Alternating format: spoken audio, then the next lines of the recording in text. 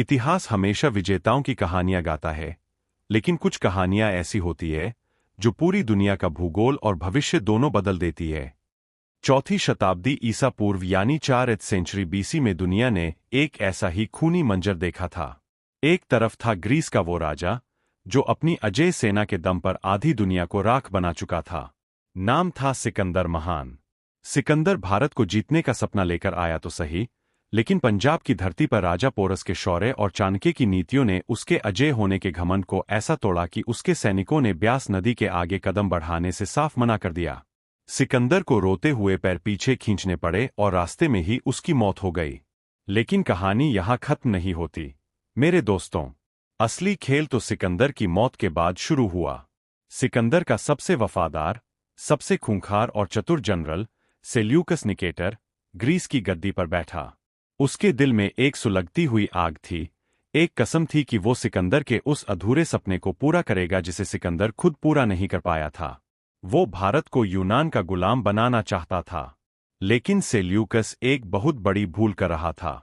उसे लगा कि भारत आज भी वैसा ही बिखरा हुआ और कमजोर है जैसा सिकंदर के समय था।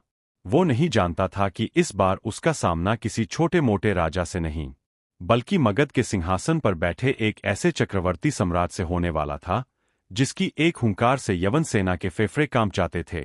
जी हाँ, हम बात कर रहे हैं सम्राट चंद्रगुप्त मौर्य की। आज की इस बेहद डिटेल्ड वीडियो में हम जानेंगे कि कैसे भारत के इस महान सपूत ने ग्रीस के घमंड को भारतीय हाथियों के पैरों तले हमेशा के लिए कुचल दिया।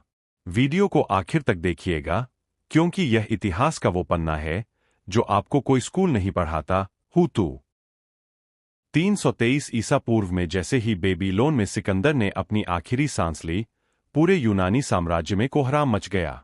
सिकंदर के सेनापति राजा बनने के लिए आपस में ही कुत्तों की तरह लड़ने लगे। लेकिन भारत में स्थिति कुछ और थी।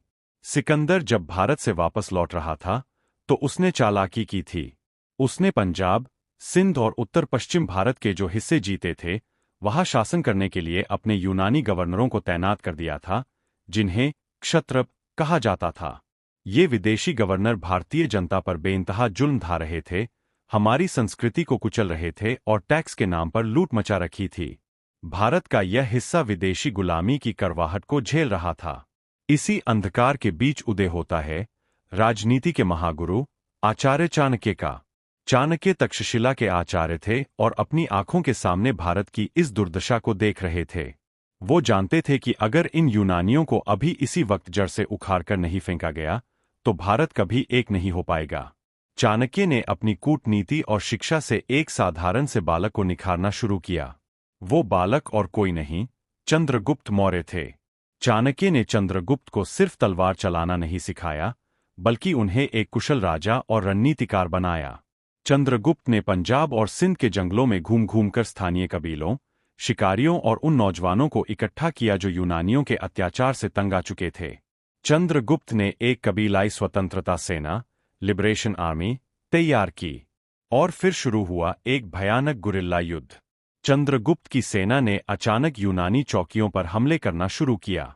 विदेशी गवर्नरों को एक एक करके मौत के घाट उतार दिया गया। यूनानी सैनिक अपनी जान बचाकर भागने लगे।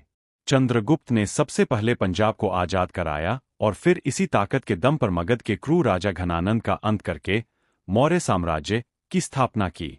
अब भारत गुलाम नहीं था, भारत अब एक महाशक्ति बन चुका था।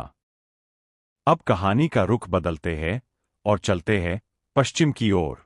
सिकंदर की मौत के बाद जो गृहयुद्ध छिड़ा था, उसमें सबसे चालाक और ताकतवर जनरल बनकर उभरा था सेल्यूकस निकेटर।